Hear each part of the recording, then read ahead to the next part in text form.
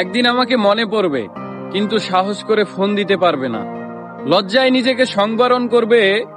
আমাদের এত গল্প আর এত স্মৃতি জমেছে যে তুমি অন্য কারো মাঝে আমার ছায়া দেখবে, কিন্তু সেখানে আর আমাকে পাবা না। একটা আক্ষেপ জন্ম নিবে তোমার ভিতরে। রাত গভীর হলে আমার ফেসবুক ওয়াল ঘুরতে মন চাইবে তোমার।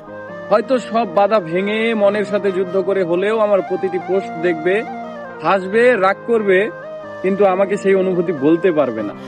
এর চেয়ে আর বড় কষ্টের কি হতে পারে বলো? কোনো এক ভোরে কিংবা গভীর রাতে ঘুম ভেঙে ফোন চেক করে দেখবে আমার কোনো টেক্সট আছে কিনা। আমাকে না পেয়ে তোমার যেই দীর্ঘশ্বাস জন্মাবে তা তোমার প্রাপ্য ছিল। আমি তো কোনো অন্যায় করিনি। এখন যার সাথে আছো তাকে নিয়ে যতই সুখে থাকো, যতই ভালো থাকো, আমি জানি আমাকে তোমার মনে পড়বেই, কারণ আমি তোমাকে ঠকাইনি। তার সাথে কাটানো প্রতিটি সুখময় মুহূর্তে আমি থাকবো তোমার মস্তিষ্কের একটা কোণে। এর চেয়ে বড় শান্তির আর কি হতে পারে বলো?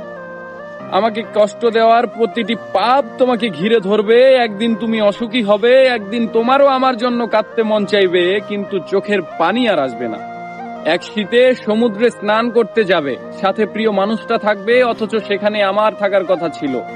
এক জ্যোৎস্নার রাতে আকাশ দেখে তোমার চোখের কোণায় পানি জমবে। এত সুন্দর রূপালী জ্যোৎস্না আমাকে ছাড়া দেখবে, আর কষ্ট তোমাকে জাপটে ধরবে না। এটা হয় বলো?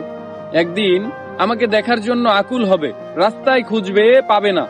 সেদিন আঘাত লাগবে, সেদিন বুঝবে কি অন্যায় করেছো। একদিন বুঝবে ভালো একটা সম্পর্ক শেষ করে কেউ ভালো থাকে না। একদিন বুঝবে কথা দিয়ে কথা না রাখাটাও একটা অন্যায়। সেদিন চাইলেও আর নিজেকে ভালো রাখতে পারবে না। কিন্তু একদিন আসবে, সেই দিন আমি আর তোমার মাঝে সুখ খুঁজবো না। আমি না চাইতেও তোমার দেওয়া প্রতিটি অবহেলা একদিন আমার জীবনে অন্য কারো মাধ্যমে সুখ হয়ে ফেরত আসবে, কিন্তু আমি আর তোমাকে মনেও করব না।